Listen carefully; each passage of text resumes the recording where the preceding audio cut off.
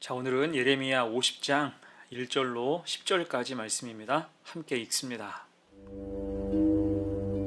여호와께서 선지자 예레미야에게 바벨론과 갈대아 사람의 땅에 대하여 하신 말씀이라.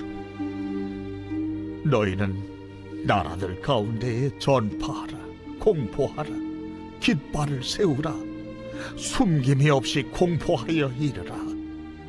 바벨론이 함락되고 벨이 수치를 당하며 무로닥이 부스러지며 그 신상들은 수치를 당하며 우상들은 부스러진다 하라.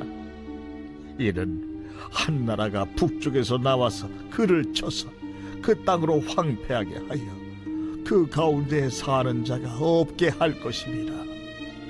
사람이나 짐승이 다 도망할 것임이니라. 여호와의 말씀이니라. 그날 그때에 이스라엘 자손이 돌아오며 유다 자손도 함께 돌아오되 그들이 울면서 그 길을 가며 그의 하나님 여호와께 구할 것이며 그들이 그 얼굴을 시온으로 향하여 그 길을 물으며 말하기를 너희는 오라, 잊을 수 없는 영원한 언약으로 여호와와 연합하라 하리라. 내 백성은 잃어버린 양떼로다. 그 목자들이 그들을 곁길로 가게 하여 산으로 돌이키게 하였으므로 그들이 산에서 언덕으로 돌아다니며 쉴 곳을 잊었도다. 그들을 만나는 자들은 그들을 삼키며 그의 대적은 말하기를 그들이 여호와 곧 의로운 저수시며 그의 조상들의 소망이신 여호와께 범죄하였음인즉 우리는 무죄하다 하였느니라. 너희는 바벨론 가운데서 도망하라. 갈대아 사람의 땅에서 나오라. 양떼에 앞서가는 순념소같이 하라. 보라, 내가 큰 민족의 무리를 북쪽에서 올라오게 하여 바벨론을 대항하게 하리니 그들이 대어를 버리고 쳐서 정목할 것이라. 그들의 화살은 노련한 용사의 화살 같아서 허공을 치지 아니하리라.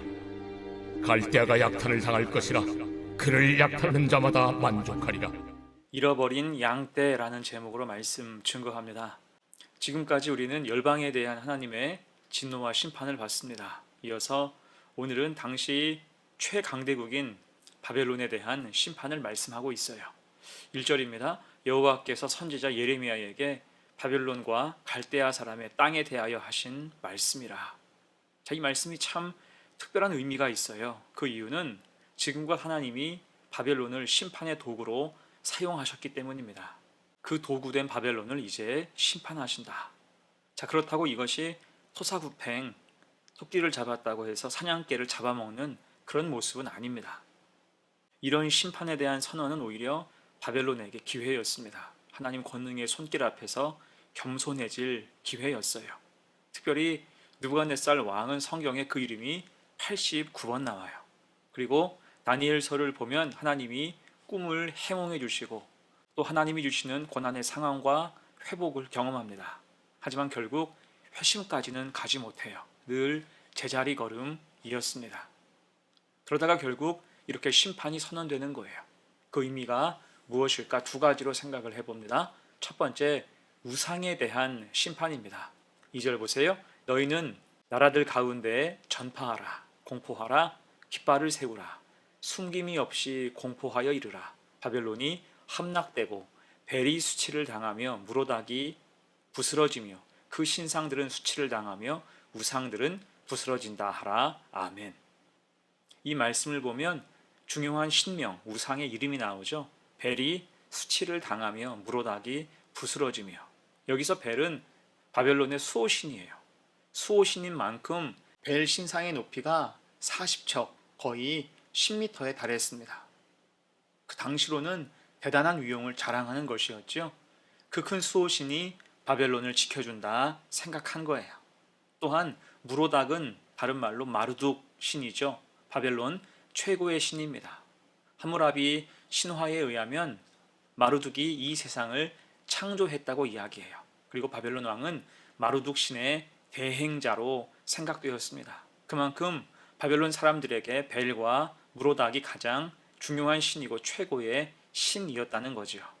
이때 바벨론이 얼마나 우상 숭배를 극진히 했든지 이후 바벨론은 우상 숭배의 대명사가 됩니다. 요한계시록 18장 2절이죠. 큰 성 바벨론이여 귀신의 처소와 각종 더러운 영이 모이는 곳과 각종 더럽고 가증한 새들이 모이는 곳이 되었도다. 자, 그만큼 바벨론은 벨과 무로닥뿐 아니라 모든 우상과 귀신의 소굴이었어요. 그래서 요한계시록은 바벨론을 각종 귀신의 처소로 더러운 영들의 집으로 표현하고 있는 것입니다.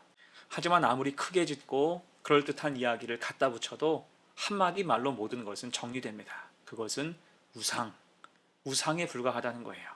이에 이사야 44장을 보면 우상의 근본에 대해서 이렇게 말씀하죠. 이 나무는 사람이 땔감을 삶는 것이거늘 그가 그것을 가지고 자기 몸을 덮게도 하고 불을 피워 떡을 굽기도 하고 신상을 만들어 경배하며 우상을 만들고 그 앞에 엎드리기도 하는구나.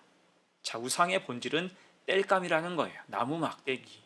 그 이상도 이하도 아니라는 것입니다. 그래서 오늘 하나님이 그 바벨론의 수호신 벨과 무로닥을 무너뜨리겠다 선언하시는 것입니다. 10절이에요. 갈대아가 약탈을 당할 것이라 그를 약탈하는 자마다 만족하리라 여호와의 말씀이니라. 아멘. 곧 여러분, 바벨론에게 이렇게 많은 기회가 주어졌지만 특히 느부갓네살이 여러 번 하나님을 체험했지만 그에게 결정적인 은혜, 구원이 임하지 못한 이유가 무엇입니까? 우상을 제때 다 치우지 않았기 때문이에요. 우상 속에서 살다 보니까 그 은혜의 출처가 헷갈리는 것입니다. 곧 우상을 확실하게 치울 때 전능하신 하나님이 선명하게 보이는 것입니다. 하지만 우상을 치우지 못할 때 이것저것 헷갈릴 수밖에 없다는 거예요.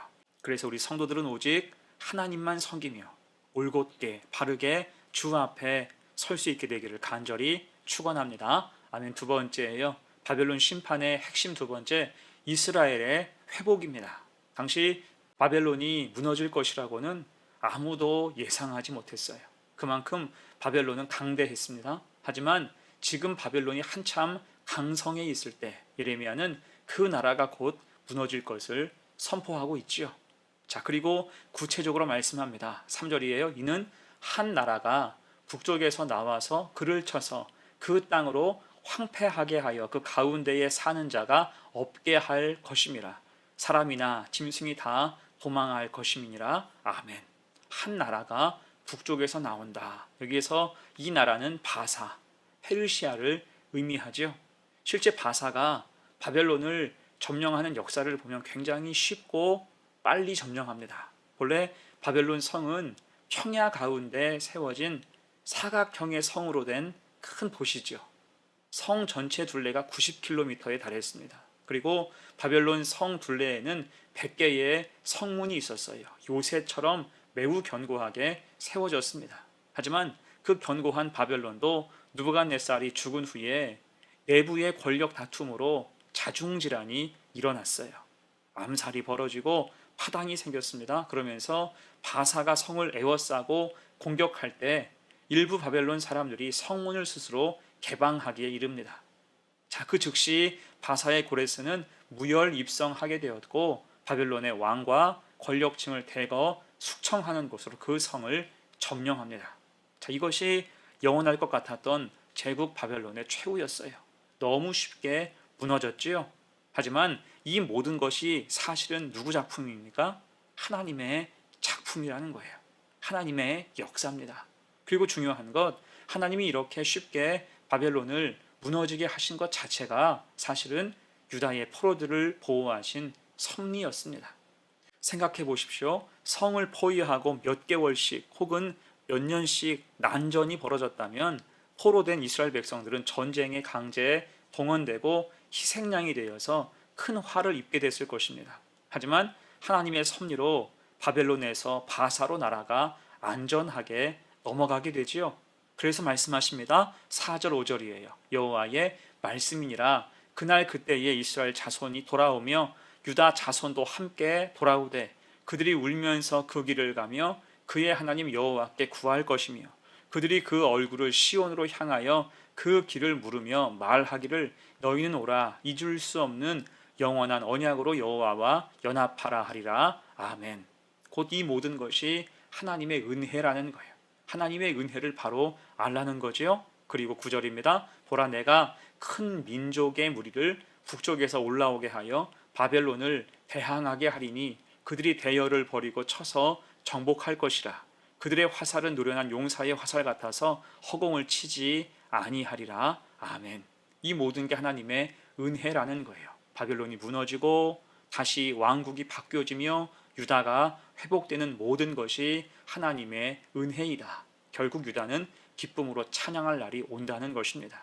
자, 그만큼 바벨론의 심판은 곧 이스라엘의 회복을 의미했고, 바벨론이 급하게 무너지는 것만큼 이스라엘 회복도 급하게 이루어질 수 있음을 분명히 강조하는 것입니다. 여러분, 주님의 구원이 그렇죠.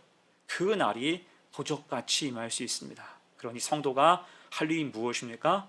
늘 깨어있고 준비해야 할 줄로 믿습니다. 언제 오시든지 마라나타 주 예수의 오시옵소서 환영할 수 있는 그런 믿음 가지고 이 땅을 살아가는 우리 성도들 되시기를 간절히 축원합니다. 아멘. 이제 말씀을 마무리합니다. 오늘 말씀의 핵심은 6절이죠. 내 백성은 잃어버린 양떼로다.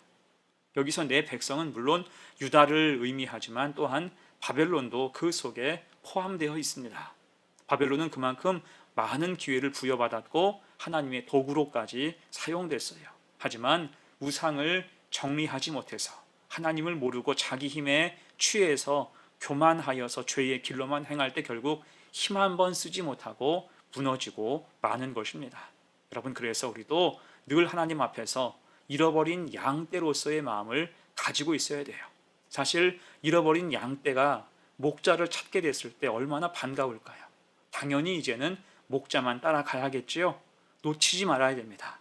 그렇게 우리도 구원의 은혜를 받았으니 하나님 말씀에만 반응하고 하나님의 섭리에 늘 감사하며 믿음의 길을 기꺼이 갈 수 있어야 할 것입니다. 그 위에 하나님이 은혜와 복으로 함께 하시는 거지요. 그 믿음 가지고 살아가는 복된 성도들 다 되시기를 간절히 축원합니다. 아멘. 함께 기도합니다. 은혜로우신 하나님, 오늘 잃어버린 양떼의 회복에 관한 말씀을 듣게 하시니 감사합니다. 잃어버린 양떼는 유다뿐 아니라 바벨론까지 포함되어 있었습니다. 하지만 기회를 놓칠 때, 겸비하지 못하고 죄의 길로 갈 때 결국 심판이 선포되었고, 실제 그 심판은 전광석화처럼 이루어졌음을 배웠습니다. 우리 성도들도 잃어버린 양떼였다가 목자를 찾았음을 기억하면서 늘 겸손하게 신앙의 길을 가게 하시고 결코 주님과 떨어지지 않고 늘 동행하게 하옵소서. 감사드리며 예수님의 이름으로 기도하옵나이다. 아멘.